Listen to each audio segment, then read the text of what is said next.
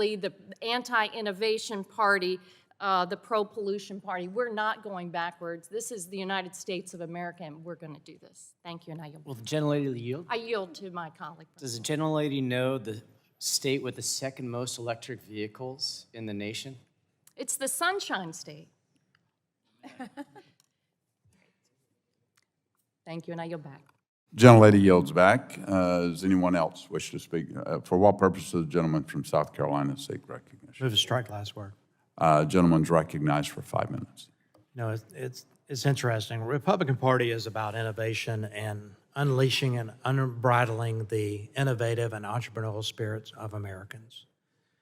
There's no denial that electric vehicles will be a part of our transportation matrix. And I like it. My best friend drives a Tesla to work every day, 45 miles one way, works in a hospital. It works for him, but it won't work for everybody. And this legislation ensures choices for Americans versus forcing a choice down the throats of the Americans, which is what it seems like the Democrats want to do with electric vehicles. It's a big country. Infrastructure isn't there to provide for the electric vehicles. And I know we have this much-touted IRA and Inflation Reduction Act or the infrastructure bill. That's a tremendous amount of government spending to try to build out an infrastructure when the generation isn't there to provide the power, when governments are telling the consumers they have to make electrical choices in charging their vehicles in states like California. California's pushing electric trucks, or at least forcing the diesel-burning trucks out of the market. And if you really think about it holistically, the components for the renewable energies or resources, whether it's solar panels or wind turbines, a lot of that's made in China. China's building a new coal-fired power plant every month to power an industry that makes the solar panels that are so touted. And I like renewables. I think they're a part of the energy matrix as well. And they will be, and they should be. 8% of the power generated in my home state is from renewables every day, and we like it.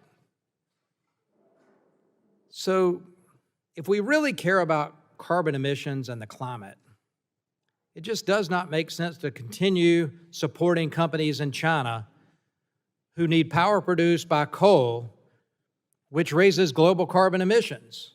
And a lot of the smog on the West Coast, according to my friend from Alabama, comes from China. It's the way the winds blow. Republicans and the purpose of this bill is to give Americans choices in the marketplace. And if they choose to spend their hard-earned money to buy an EV, that's their choice, but they ought to have a choice. I drive a diesel truck, and I like mine because I don't have to make any power choices. If I'm stuck in traffic during an emergency or during a winter storm, I don't have to make power choices.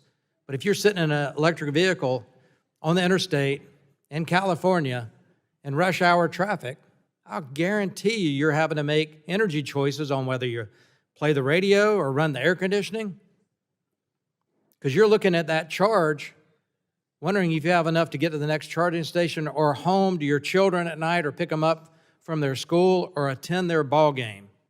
You're having to make energy choices. And the government of California has made energy choices for you because they told you can't plug your EV in today because of the drain on the grid in that state. So it seems to me like there's a lack of common sense and pragmatism as we approach this. And look, if the manufacturers want to manufacture EVs, if they think there's a market for it, they'll manufacture them, they'll sell them at a price point that they think the consumers will pay so they can sell units, because it's all about selling units and having a return on the investment at the end of the day. The market should determine that. Government shouldn't force this. We heard it, that the DOE, they said they're trying to nudge America in a certain direction toward electrification. It's not a nudge, it's a shove. It's a shove by government policies that are forcing Americans to go more renewable power generation, more electrification, electric vehicles. We ought to focus in this committee on power generation and dispatchable energy and what can work to provide that 24/7, 365 baseload energy that Americans need for their homes, for their municipalities, and for manufacturing that provides the jobs that we tout so much, the jobs that need the electricity to turn the widgets that are created, the machines that create the widgets in the manufacturing plants. So let's just inject some common sense and pragmatism in this discussion as we move forward. With that, I yield back. Gentleman yields back. Are there others wishing to speak on the bill? Seeing none, are there bipartisan amendments? Seeing none, are there any amendments?